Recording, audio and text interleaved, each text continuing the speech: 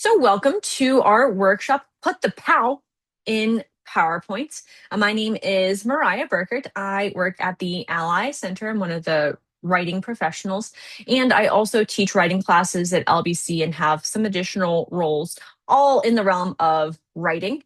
I have developed expertise in PowerPoints, both through working with students, both online and in person, as well as I do ladies' Bible studies at my church. And so I have become quite proficient at designing and using PowerPoints. And so I am super excited to jump into our time tonight.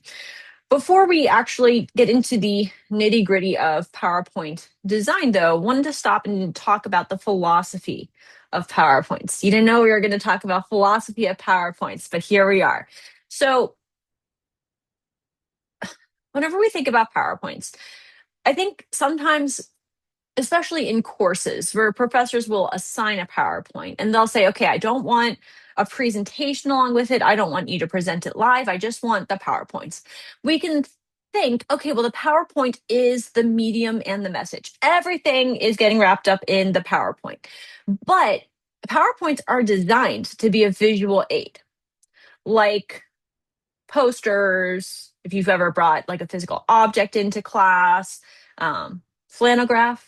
Anybody remember flannelgraph? Is it just me?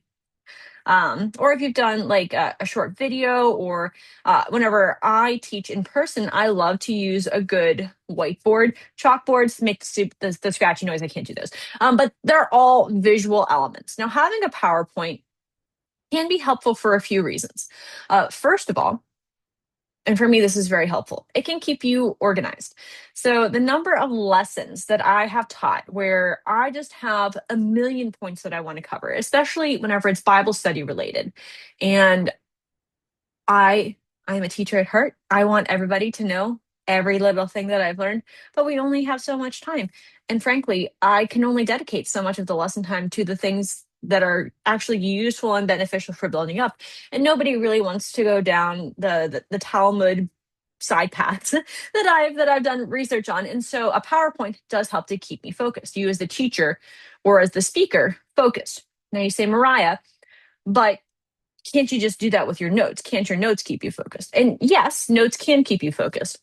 But first of all, at least for me, and this is a sort of a self-own here, your notes can be very complex and very detailed, right? So for me, whenever I write out my lessons, I actually write out basically every word that I think I'm going to say, whether that's for Bible study or whatever the case may be.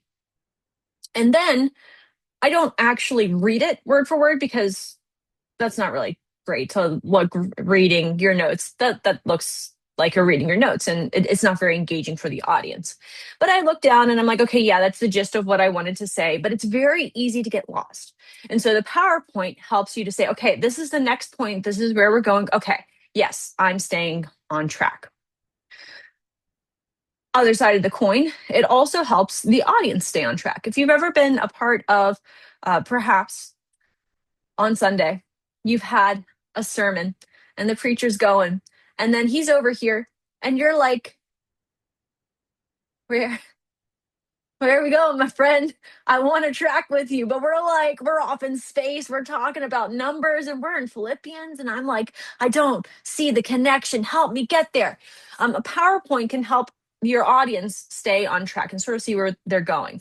Whether you're using slides that have subtitles, like for BTH, you're going to have a final project, which has separate categories. And so you might have one section that's the Lord's Prayer, another section that's the Apostles' Creed. And so you're following along with that.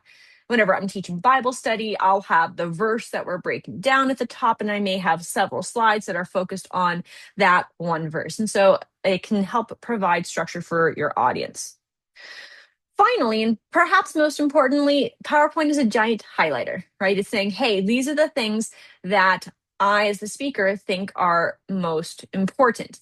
Or if it's something that is especially complex or confusing that I'm seeking to provide a visual to help the audience break down, whether that's a complex Hebrew word that I'm explaining the meaning of, whether it's a chart or maybe a figure of speech that I want to demonstrate. I want to be able to break it down and show the audience, hey, these are the things either that I want to stick in your mind, or that I think you need an additional, that I think it would be helpful to have an additional visual aid to help you understand. And so, along with that, PowerPoints can create compelling visuals to help keep viewers engaged. I've had multiple people tell me, hey, you know what? In Bible study, it doesn't even really matter to me if there's not very much going on with PowerPoint. I just like having something. I like having something that I can look at because I'm more of a visual learner. And so that's a helpful thing to have in your back pocket as well. Finally, PowerPoints can be helpful because oftentimes they can be more professional looking than using something like a whiteboard or a flannel graph, right? Now, in order for that to be the case, there are some PowerPoint guidelines that we are going to cover in this workshop.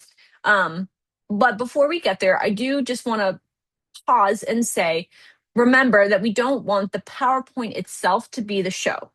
The show is, or the main focus.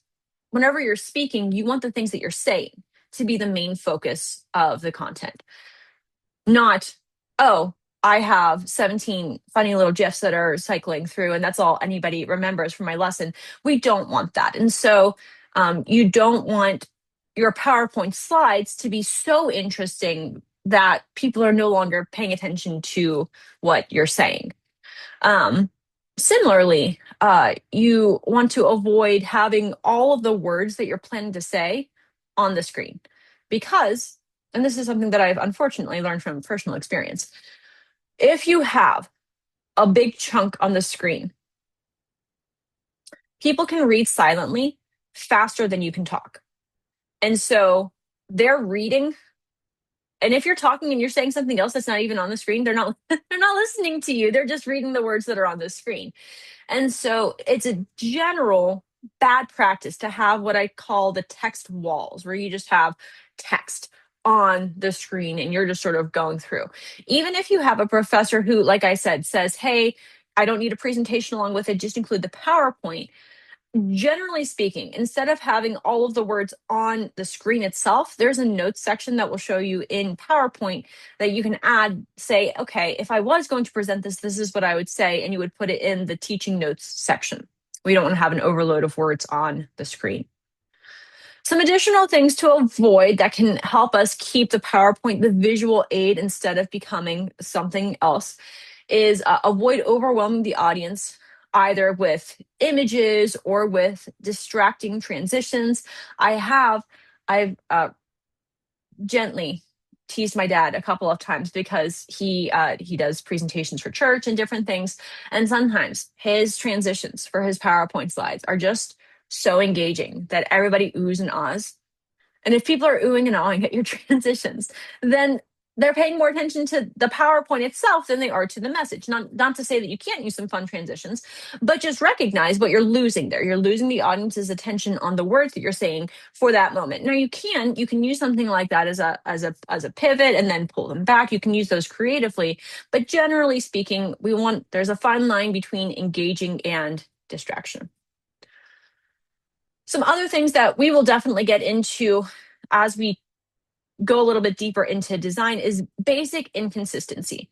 So whenever we're doing PowerPoint design, something that will definitely be distracting to the audience and make it less likely that they're going to be paying attention to the content and more attention to the design is if your first slide looks like this, and then your second slide looks like this, and then your third slide looks like this, and they're like, oh my gosh, what is going on? And so you want to have consistency, and we're going to talk through all of the different kinds of consistency, and we're going to roll. However, first I'm going to stop the share and we're going to go to our web browser. Let me know if you can see my screen. Give me a thumbs up if you can still see the screen super duper. So LBC provides PowerPoint access through their Outlook program. How do you get there? So if you're in your web browser of choice, I personally love using Safari, you're going to go to lbc.edu, enter. Once that page comes up, on the top left-hand corner of your screen, you're going to go to the portal. We're going to go to the student portal. Click. Theoretically, it should automatically log you in. Fingers crossed. If not, you may need to prompt it and then work through login steps. So once you're in the student portal, what you're going to click on is in the middle here, the Microsoft Online. That'll take you to your LBC email. So I'm going to click on that, and then I'm going to quickly navigate to the next thing so that I don't accidentally disclose secret information. On the left-hand side, far left-hand side, there are all of these different applications. The one that we're interested in is PowerPoint.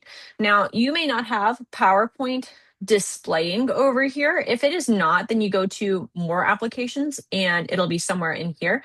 However, I do have mine saved because I rearranged everything because PowerPoint's one of the things I use all the time.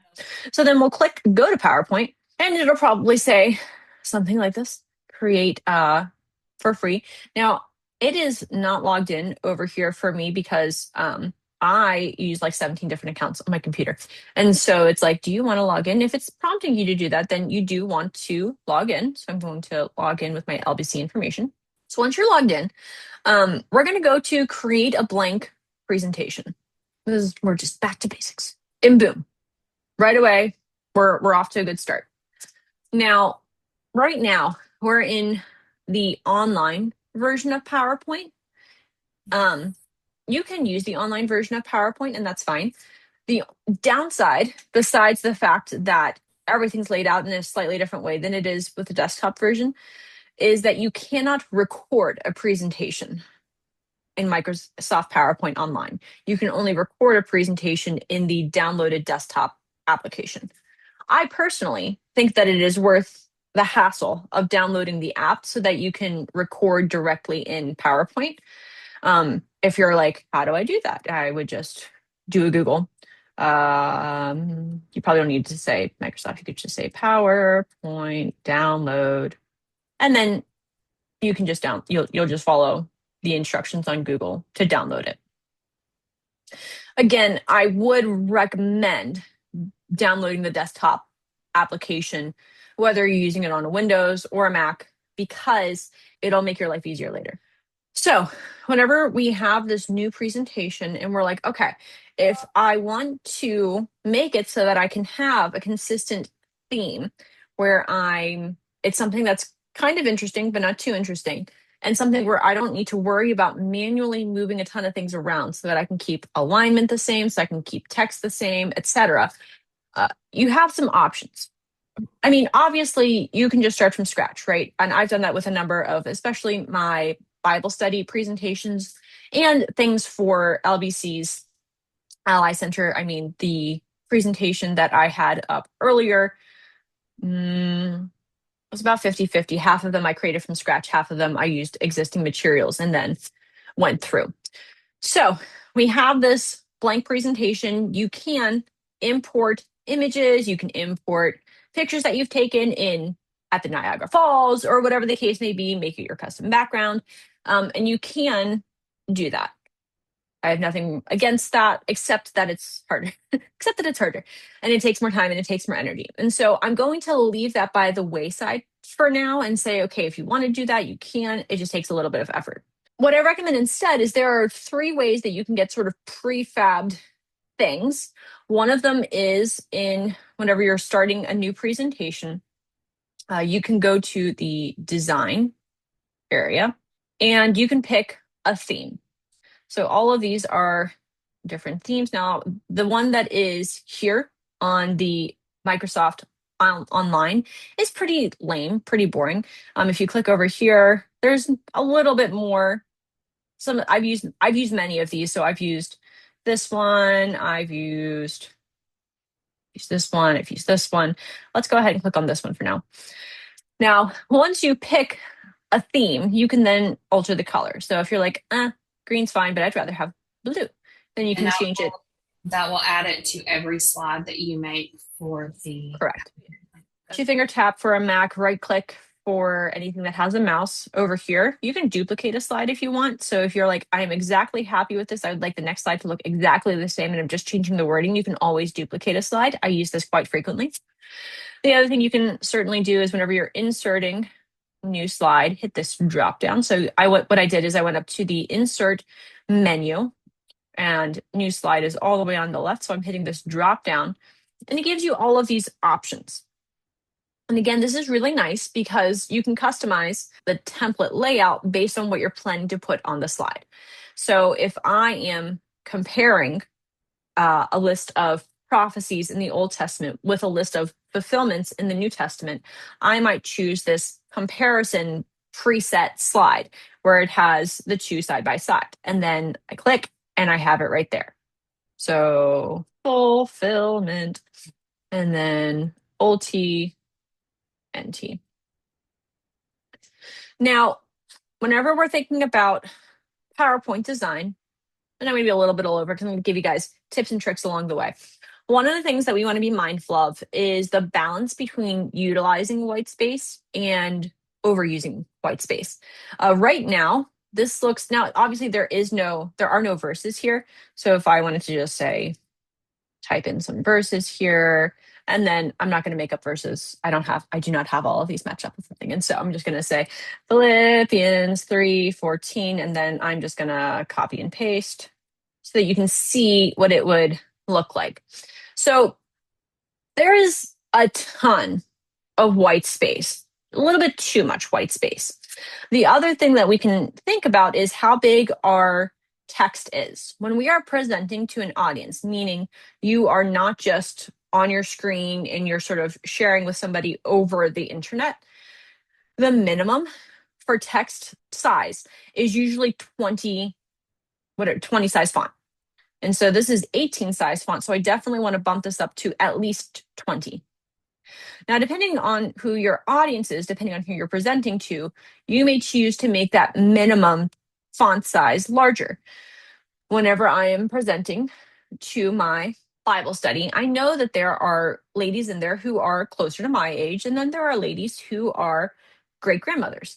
And I want to make sure that they can read the screen. And so I'm going to make that text a little bit larger, maybe 28, 32.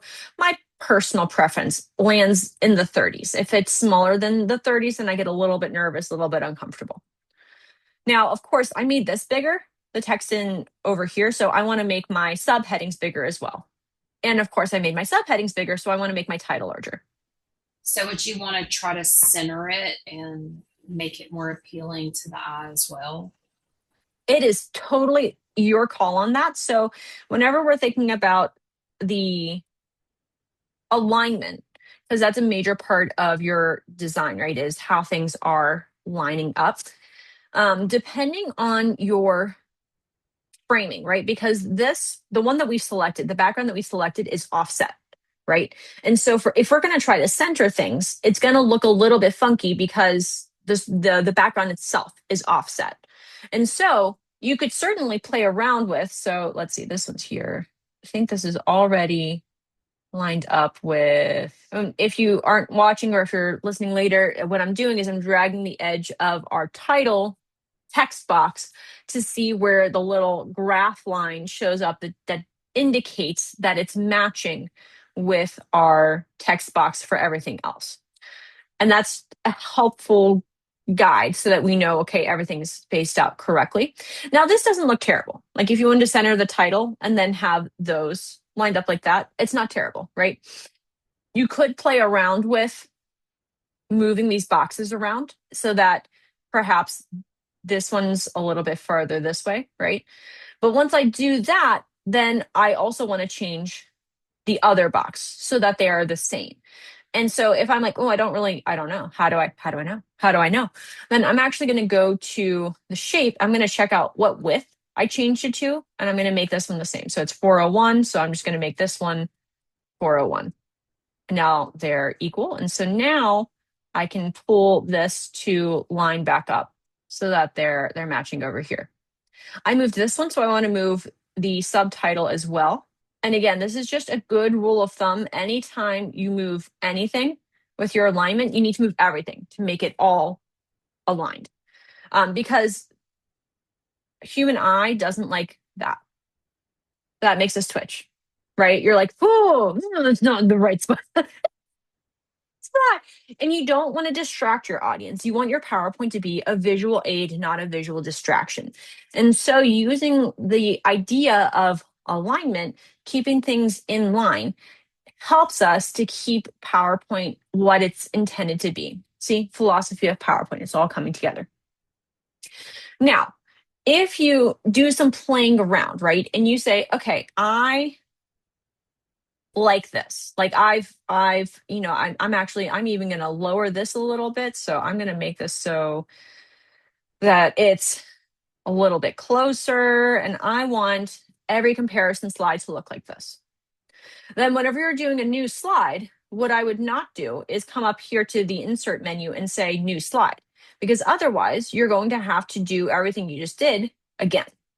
And instead, what I would do is I would duplicate this slide and change out the content. So I did a 2-finger tap because I have a trackpad. Right click if you have a mouse, duplicate slide. And then let's say that I wanted to say intertestament or whatever, I don't know. And then you just change it out. Whatever the content is, you can switch. And to me, that's very helpful because because again, for me, I actually do a lot of personalization for the things that I make. And so whenever I've landed on something and I'm like, this is exactly the way that I want it, it's not worth it for me to go back to square one for every new slide that I create. I want to be faster because our time is valuable, right? Lindsay and I were talking about time management right before we started. And you don't want to have to spend 60 years building your PowerPoint slides. You want it to be something that you're like, okay, I can hop in, I can use this theme, I can tweak it a little bit because I don't like this element, I don't like that element. But once you get it to what something that you like, lock in, use some duplication to make your life easier. So whether you're doing BTH 101, FAS 100, any of the later Bible classes, which do in fact require a whole bunch of PowerPoint presentations, this is good to be able to say, okay, this is the theme that I'm sticking with. Okay, and now I'm just going to be filling stuff in as the course progresses. So that's using a theme. I also just want to show you guys briefly, whenever you're creating a new PowerPoint, you see over here, I went to File, top left-hand side, and then I went over to the New button. I have blank presentation, or I can browse templates. I'm going to click on Browse Templates. So for a Mac, the File button is embedded into the top screen. I had to turn off my PowerPoint in order for it to pop up for me. So I'm going to click on the File button, and I'm still going to click New from Template. And now, can you see that I had these different options pop up? Can you guys see that? Does it show? Yes, super duper. And the same general thing applies, right? So you can click on whichever one looks interesting. Gallery, sure, why not? I am going to show you guys as well something that I do like to use, and it's called Slides Go. And it's just one of many different platforms. This is not sponsored. I would love for them to sponsor me, but I am not sponsored by Slides Go. So if you just search Slides Go, you see it automatically popped up in my browser space because I do use this website all the time. Slidesgo.com. Slides Go. And you can create a free account.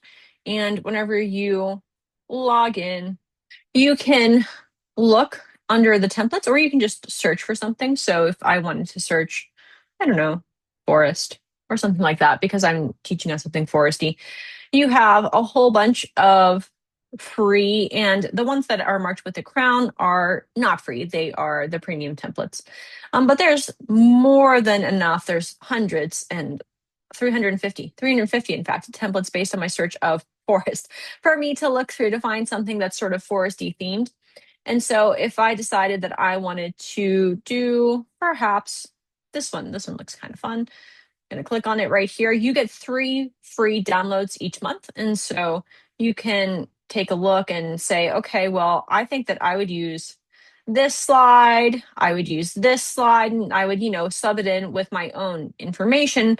I wouldn't use this slide, but I can just hide it or delete it. I don't need to use every slide. And they just have a lot of pre-made options for you with a lot of graphics and imagery that's already there. Because frankly, I would never have enough time to be able to create a background that's that detailed with all of those plants and the birds. Like my brain wouldn't even think to make something like that. And so I do enjoy slides go if there's a theme that I don't like, I don't have a picture for it. It's a little bit more artistic in nature. So for example, so let's see, out of the ones that are here, so I made this one. This one is from Slides Go. This one's from Slides Go. This is all that same theme. This is from Slides Go. This one I made. This one I made. And the PowerPoint one I made. So I do appreciate using Slides Go. And again, what's nice is so for something like this, you can see, and this is my favorite one. I did some live editing during the presentation. So some things are a little larger, some things are a little bit smaller. But I used the same slide and I just had the same semicolon in subordinating conjunction with a comma are in the same spot.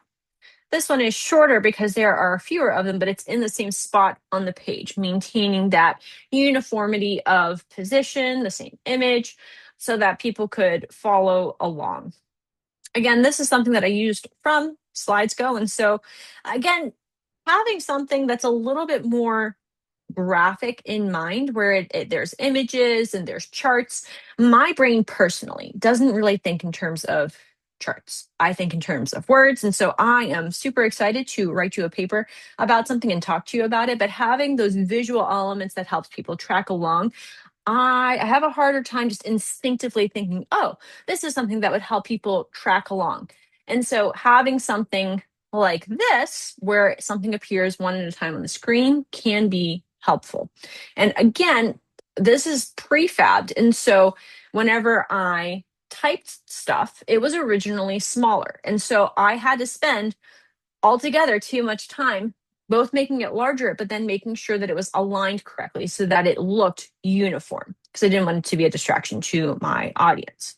Now, once you have whatever theme you're using, whether you're using Slides Go, whether you're using the PowerPoint theme or template, then it's time to really dive in. And actually, before we do that, I just want to pause and just critique PowerPoint for a moment. They have this feature in the design space called design suggestions. And the problem is, first of all, they're like, I don't even know what to do with that. I got no ideas for you. Sometimes whenever you do generating design ideas, there we go, is that it doesn't register what the picture or the words are. It's not that smart. So it's just like, would you want the image bigger? Well, it's cutting off the face. It just gives you some suggestions. Sometimes the suggestions can be nice. Every once in a while, I have used it to good effect. It's not bad to try it just to see if, like, hey, does it have a suggestion? For the most part, though, I don't like it. I don't think it's not smart enough to me to be worth the hassle of dealing with it. So I'm going to X out of it. Like I was saying, once you have your slides, you have your theme, you know what you're going to do, then first page is always going to be your title. If you are doing a school presentation, it is appropriate to have your name on it as well as the subtitle. For this one, I do have my Burkett Lancaster Bible College in the Ally Center hanging as a little road sign off to the right. So I worked it into the presentation itself. Most of the time, I am not that clever and it's just sort of at the bottom of my screen, wherever I managed to put it. That's fine. Whenever you're thinking about color selection, if you are doing your own thing, you want to be mindful of contrast.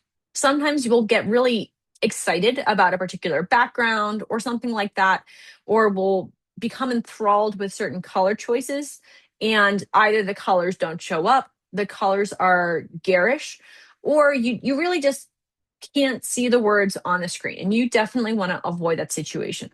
I've had it happen, unfortunately, a number of times. You would think that I would have learned this lesson by now. But alas, I keep making this mistake where I will find a new theme, and the first time I present it, I realize that my color choice on some graphics that I've used is too light. It fades in because whenever you put it on the screen, the contrast fades. And so sometimes you might choose to do something like if this was over here. Now, I'm going to send this image to the back, send to back. Is it hard or easy to read that title now that it is directly over the person? It's a little bit harder, right? Than whenever it wasn't. Now, let's say that I wanted to keep it there. What you could do is you can click on the text box and you can edit the transparency of the text box. So right now it's 100% transparent. It's I can see all the way through it to the background image. However, if I go to shape format, I'm going to open up the format pane. Mine's showing up over here on the right-hand side. I'm going to go to fill. So what I did is I selected solid fill, and right now it is either 0% transparent or 100% you can't see through it, right? So whichever one your computer has it marked as, whether you can't see through it or you can. I do want to be able to see through it. So I want to increase the transparency. Now, unfortunately, I can't increase it very much because this image over here is super bold. I would never use that image as the background image because it's so bold. In order for me to not have it disturb it, I basically have to make this 100% so dark that you can't see the image. And so in that case, I wouldn't even bother having it over the person in the first place because it's just, there's no point to it. However, sometimes, and I wonder if I have any here. Do I have any? I do. Look at me go. So this one right here, Philippians Red Pilled, is very, very, very readable. What I did here is I have solid fill. So I picked a color that I liked and I have the transparency set to 25%. If I got rid of it altogether, made it 100% opaque, you can't see through it at all. And you have it at 25% because I deemed that that was the most of the background that I wanted to be able to see while still making my font readable. Notice that I did a little bit of a tip and trick to make the word red more readable. I Instead of just making it red, I made it bold. So you can see over here that it's bolded. I also, if you go over to text options here, do I have an outline? I do. I have a solid outline. So I made an outline. And then I have some text effects over here. I think it's a glow. Yep, there we go. So it's glowing. It's glowing with white because red and blue don't always work well together. The red can sort of get absorbed by the blue on a big screen. And so if I was to get rid of that, no glow, no shadow, no line, that's a lot harder to read than whenever it had the outlines. And so you can get creative and you can do some different colors, but you still want to make sure that it's readable. Same thing with fun fonts. So I love the papyrus font. I think it's so much fun, but I have to be careful that I don't make it too small because if it's even this, though this font is fairly readable, if you make it too small, it is no longer readable. And so if you're considering different fonts and you're like, oh, well, this curly font is just so much fun. Or whenever I was going through Ecclesiastes, I had this font. It was like all Edwardian, but I only used it for my title slide because if I tried to do it for my actual slides themselves, it was completely unreadable. I was like, and the point isn't the PowerPoint itself, it's not the image itself, it's what it's pointing to. It's pointing to the content that you're presenting. And so again, we sort of have to walk a balance between I want to make it fun, I want to make it engaging, but I don't want to make the visual aid the message. So you have your PowerPoint, you have your starter page, your title page. Again, once you sort of figure that out, I suggest using the new slide feature to be able to add additional information that's sort of pre-laid out. But again, you also can just sort of have your slide and you can say, this is what I want it to look like. So I'm going to duplicate that. And now I have two, and I can just change this to content. And now I have a slide that I can talk about the content of Philippians or whatever the case may be. And then you can certainly adjust it a little bit as well. Now, if you're inserting images, again, images are hard because you can include some images, but You don't want to be distracting, overloading people with images. And sometimes if you add too many things on your screen, it gets busy, it gets overwhelming. Even with this, because I have the background and then I have two pictures right there, it's already a little, like just a little, like your preference is to have one large picture. It's something called the picture superiority effect. Your eye does better if it's drawn to one big image that communicates your point rather than a collage of a whole bunch of little pictures, which has always been my Achilles heel because I just want to include all the pictures. I want all of them, all of the pictures. And so I have to limit myself and say, no, just pick one. And I'm like, how about two? How about two? So again, do I always practice what I preach? Not always. Because I'm like, I know what the rule is. I know what the rule is. I'm going to break it. So with something like a picture, you have a couple of options for how you actually insert them.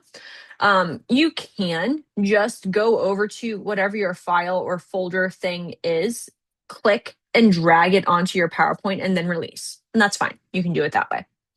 You can also go up to your insert menu and you can actually add a picture right here. And you have four options here: photo browser, picture from file, stock images, and online pictures. The first two, photo browser and picture from file, are going to be things that you've taken a picture of. So if I go to photo browser, it took me to my photo library. That's an option. You can also do insert pictures from file. And this will take you to the other set of files. So the one was my actual photos application. This one is all of the different files that I have on my computer. Sometimes I do in fact have pictures on my computer, especially if I have downloaded an image, like we just did a virtual tour of Israel Sunday school class. And while I took a lot of pictures in Israel, there were also a lot of pictures that we just didn't have. I either didn't take a picture of it or the picture I took was really it was over grainy or it was really dark. And so I took, found a picture online and we downloaded that and used that in PowerPoint. And so it would appear in maybe your downloads folder. And then you can click on that, insert, and it'll pop in. While it's up, little plug for the Ally Advantage podcast found wherever podcasts are played. The other kinds of pictures that you can insert, and I actually used something like that right here. This little guy doing a big kick into the POW is an inserted image. So I went to insert, and I can't remember which one I did. I think it was stock images. So stock images, it wasn't stock images. Cancel. It was icons. So images are, these are free. They're on your computer. You can search. So if I wanted to do like sunrise, you wanted to insert that, maybe use that as a background graphic or something like that, you certainly could. Icons, didn't like sunrise. So what did I do? What did I search? Fight. I did search fight. Look at me go. So I searched the word fight and then this image was there and I was like, that's exactly what I want. That's what I wanted. And so that was nice. But that doesn't always happen. Whenever you look for images, sometimes you're like, well, there's nothing exists that I want. So those are a couple of options. Finally, you have online pictures, which is similar to stock images. I'm not completely, there's like a difference without a distinction. So you search and you can again add it in and you can use those pictures. Once again, the problem with adding pictures in is alignment, making sure that things are aligned well. You can either use a slide that has a content placeholder. So title and content, to content, content with a caption, picture with a caption. So let's go ahead and we can look at title and content. So notice, so on this one, I don't have an overarching theme. I just pulled together a bunch of slides from previous presentations that I've done. So it didn't theme it in. That's fine. We're not using it for that purpose. But what you can do is instead of hitting insert up here, you can come down inside the box and say, hey, I want to add, this is the insert picture button, a picture from search on the web, stock images, icons, or if you have one that you want to do from your device, something you've taken a picture of, you can do it there. let's say icons, and it'll pull up over here just like before, and it's already centered. Now, if you're like, this isn't nearly big enough, you can make it bigger. Boop. But then you want to move it around until you guys see those beautiful red dotted lines that are squaring up on my little acorn there. It's a little bit hard to see, but this lets me know that the acorn is centered on the 0. You see the ruler at the top has the 0 in the left right axis, and then we have the 0 on the up down axis as well. And then I know it's centered in the middle of the page. And as long as I don't have any other content that's going around it, that's beautiful, because that's the only content that I want people to see is the acorn. Go acorn, go acorn. Now, if you were like, well, I want it to be offset from the title, the other thing you could certainly do is drag it down so that it's aligned. Instead of being aligned in the center of the page, you could have it offset just from the top title box. Or you could say, well, I want it to be evenly balanced between the, whatever this is, the subtitle box and the edge of the page. And I'm not sure if it'll give me graph lines for that. But if you're ever wondering and you're saying, okay, well, how close am I? You can go up to your menu space, home, insert, etc., all the way on the right-hand side, go to view, and you can turn the grid lines on. And if you turn grid lines on, then it'll have these nice little boxes there for you, and you can sort of see, okay, this is where things are lined up. And it makes it perhaps a little bit easier. For me personally, I don't know if it actually makes my life easier all of the time. But sometimes I will pull it up if I'm really just having trouble and I'm like, I want it to be exactly exact. Okay. I'm gonna great. And then you can sort of play around with it. And personally, it gives me a little bit of a headache. So then I would turn it off because it just messed just a little bit, as is with me, just a little bit. So that's adding pictures in.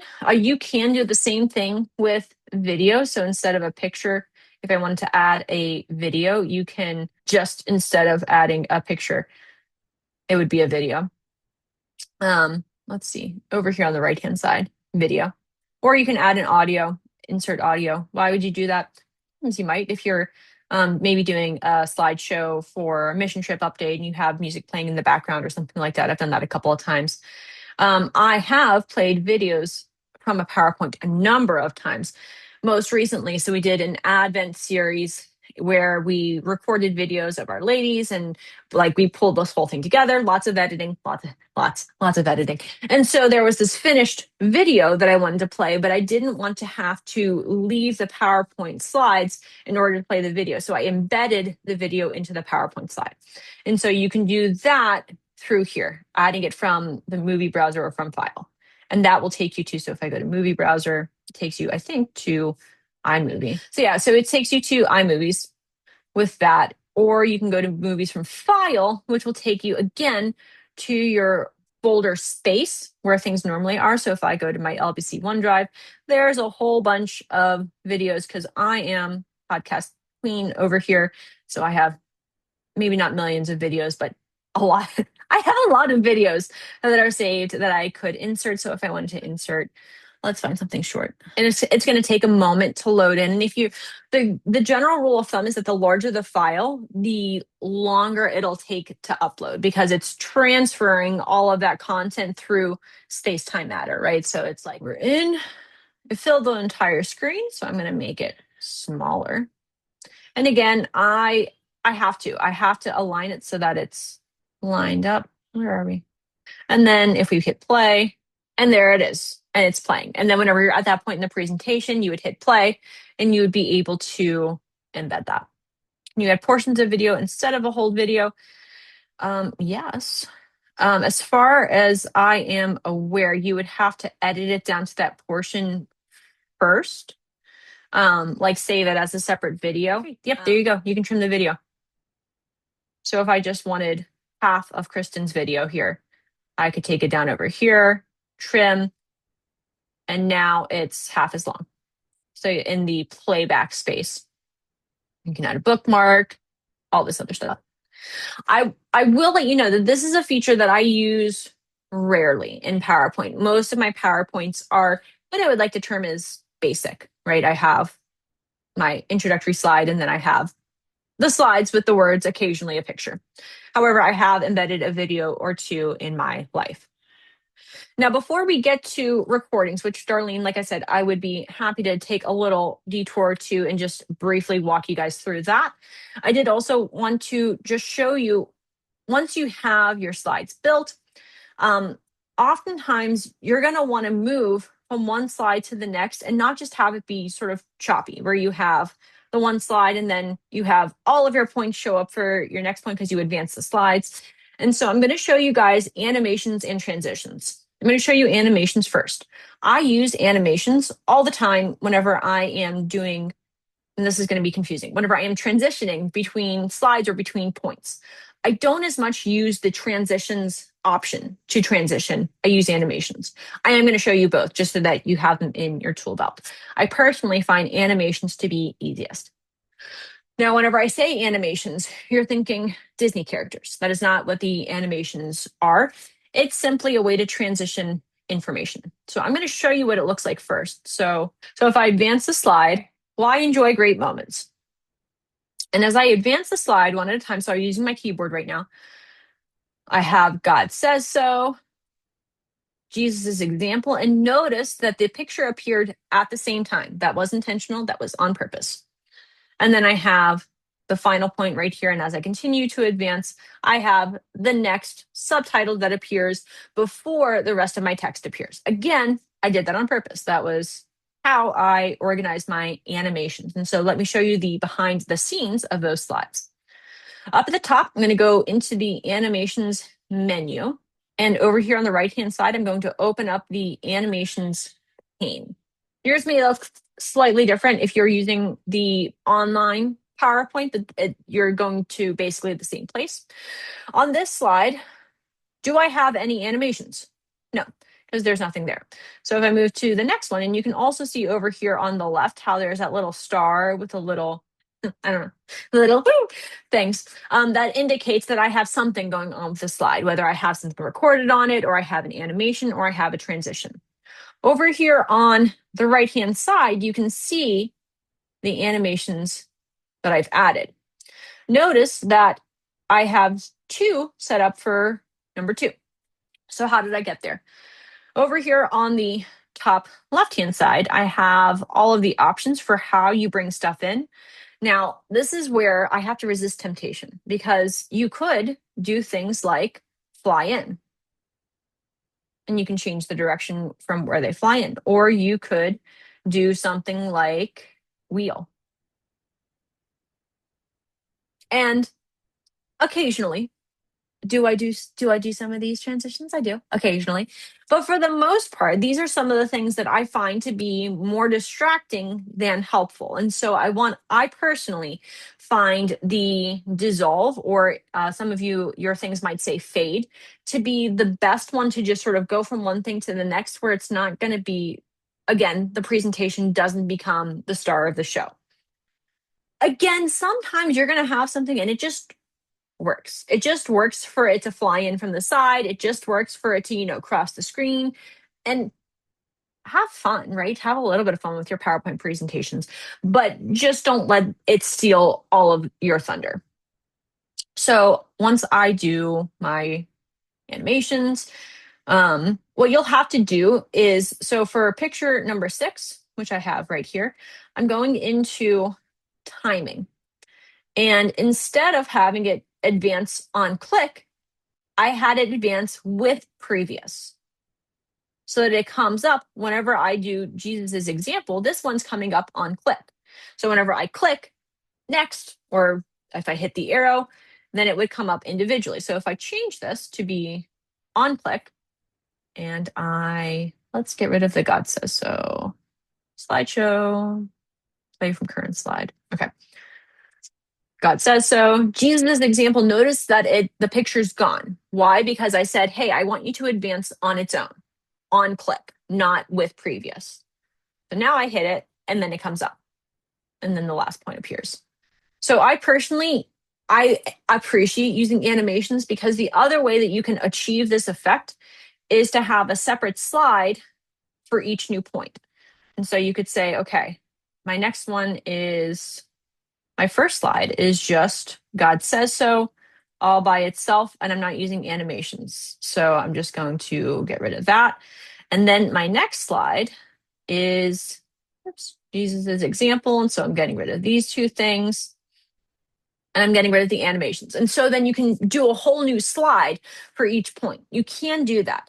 The problem with this technique, and I do find it to be a little bit of a problem, is that it takes up more space on your computer.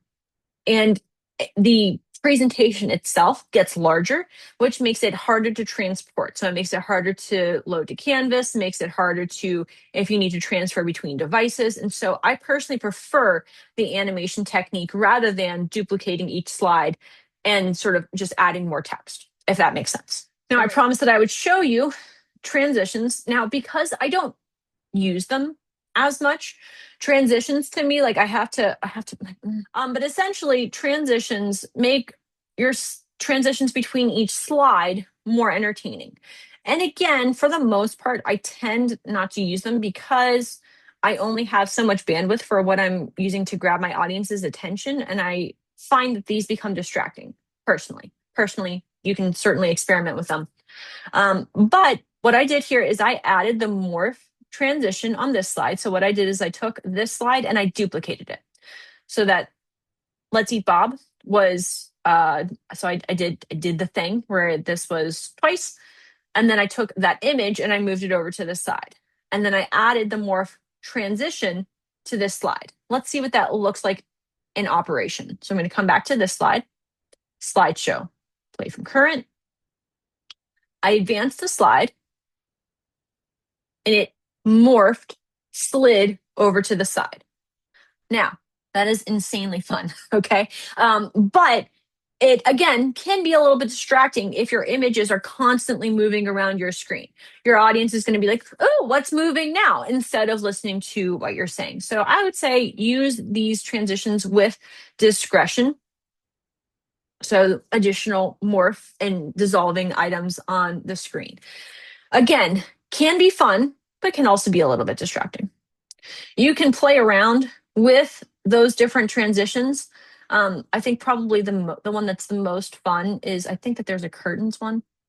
Yeah, there's one where you can have curtains and it like pulls them off to the side. And again, depending on what you're presenting, it can be a fun like an opening slide or at the end, but use with discretion along the way so that it doesn't become distracting. So that's that. Once you have your PowerPoint, you have options for, actually, no. Once you have your PowerPoint, once you know what you're going to say, having a basic outline is very helpful for that because you can just sort of plug those things in along the way. I do recommend using the notes section. It's very helpful. So going to talk about my mug and how, whatever you're going to say, and adding your notes in here. Whenever you go to present, if you're doing a live presentation, I would go up to slideshow and I would use presenter view. Whenever connecting into whatever the thing is, you will see all of this. So you'll have all of the slides down here. You'll see your current slide up here on the left. You'll have the next slide appearing off to the right, and then you have whatever you typed into those teaching notes right here underneath the next slide. So it's a lot easier to sort of glance at your notes and talk rather than having to have a separate document, or sometimes I've had physical piece of paper that I've printed out and I'm folding that. There's nothing wrong with that, but I have migrated more and more to having my notes in that space, and it's just convenient. It's easy to see. It's right there. You can also scroll up and down on this if you ended up having a lot of stuff there. So that's if you're presenting live. If you are not presenting live and you are either just submitting this for Canvas and your professor's like, I just need the PowerPoint presentation, or you're recording. First of all, you need to name it something that you can find. So mine is called PowerPoint presentation because it is a presentation about PowerPoints.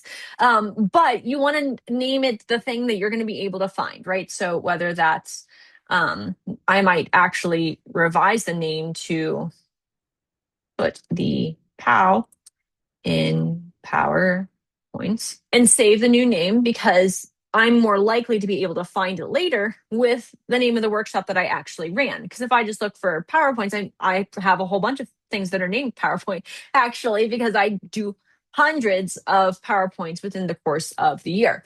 And so it's valuable to have something that's very specific. Even if you're doing revisions on something, putting the day that you finish revising it in the title so that you know, okay, this one is more recent than this one. This is the one that I want to work on. Instead of, V1, V2, V6, because you're like, wait, which one? Which one was the last one?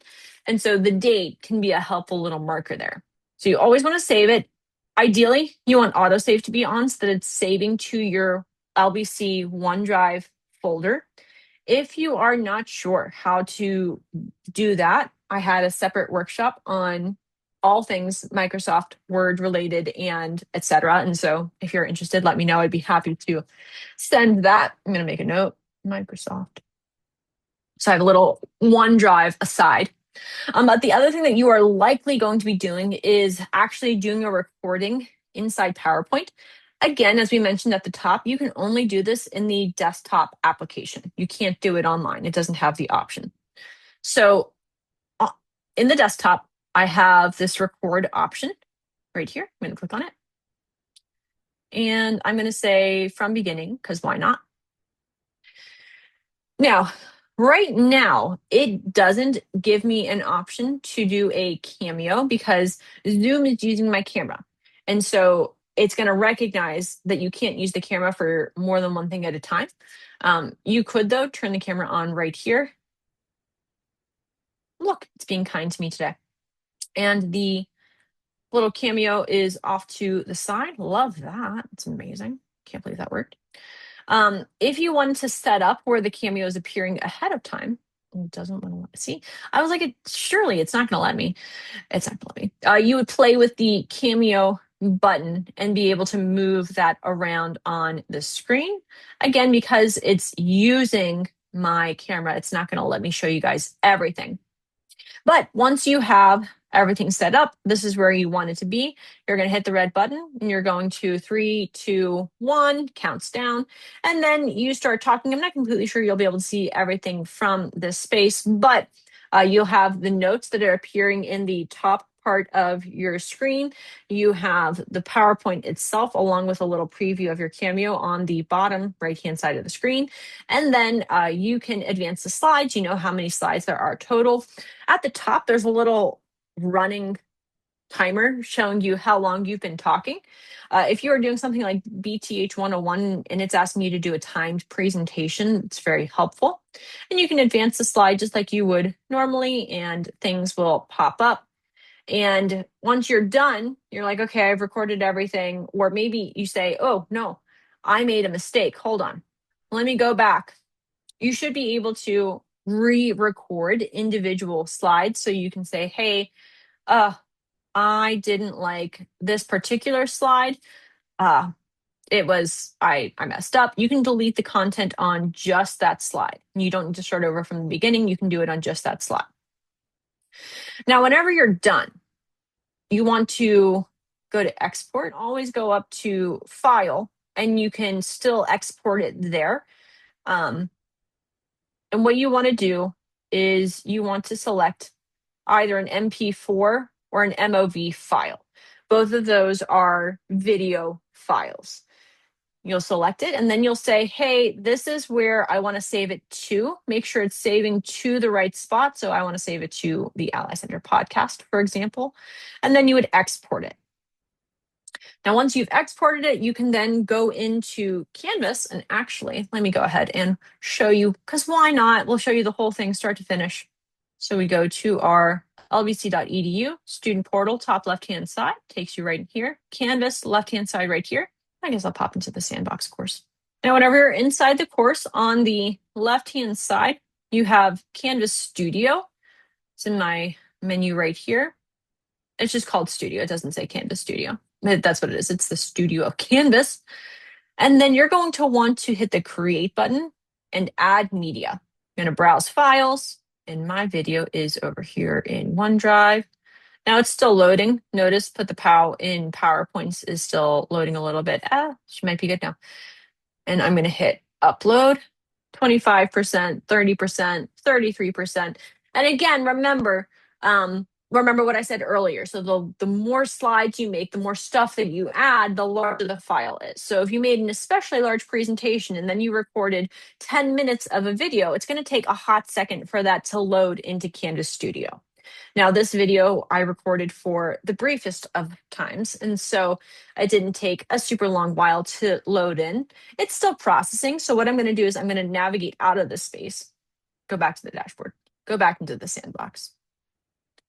If I wanted to add this into a discussion a discussion forum, I would hit reply, and then I would hit over here this Canvas Studio button, and it's going to take me right here. And the same thing is true for if you were adding a video to just an assignment. You would just hit the add assignment button, add file, and then it would give you options for the same thing. You would select the Canvas Studio option, and then you can select the video that you recorded, and it would add it in, and then you can just hit reply, and there she is. Why is it 2 minutes and 48 seconds long? Don't know, but there it is. And so that's how you would get your PowerPoint to be a playable movie in whatever it is. You have to export it to that MOV or MP4 file. And then I recommend adding it to Canvas Studio, and then you can just sort of add it in.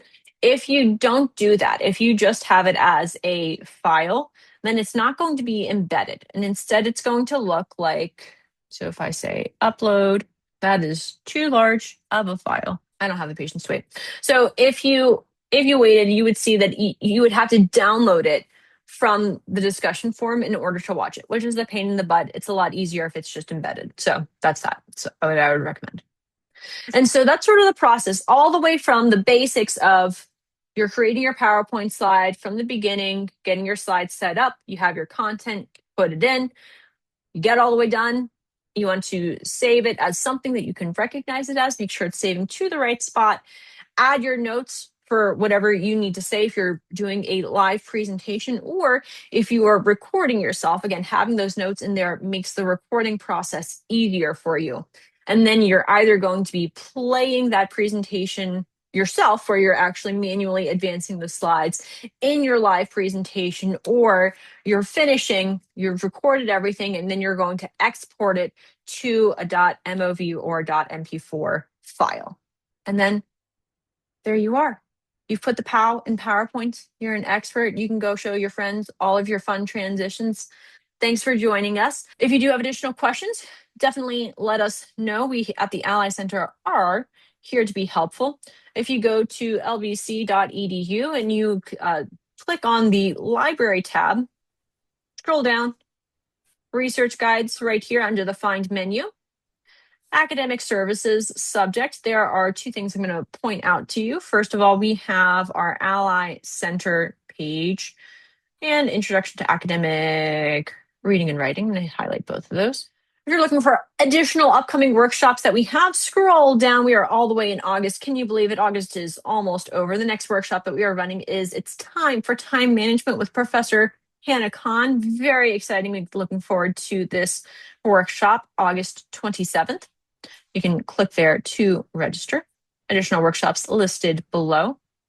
We also have our Ally Center study groups listed over here, so you can click on those. And if you're interested in joining our study groups if you are doing one of our introductory classes. The other link that I clicked on, the Introduction to Academic Reading and Writing, one of the places we have loads and tons of resources, but the thing I want to especially highlight is our resource videos section, which will take you to our full running list of previous workshops that we've run. Oldest is on top, newest is on the bottom. I keep arguing for them to switch it up. They haven't let me do it yet. So scroll down all the way to the bottom. We have our most recently published workshops right here.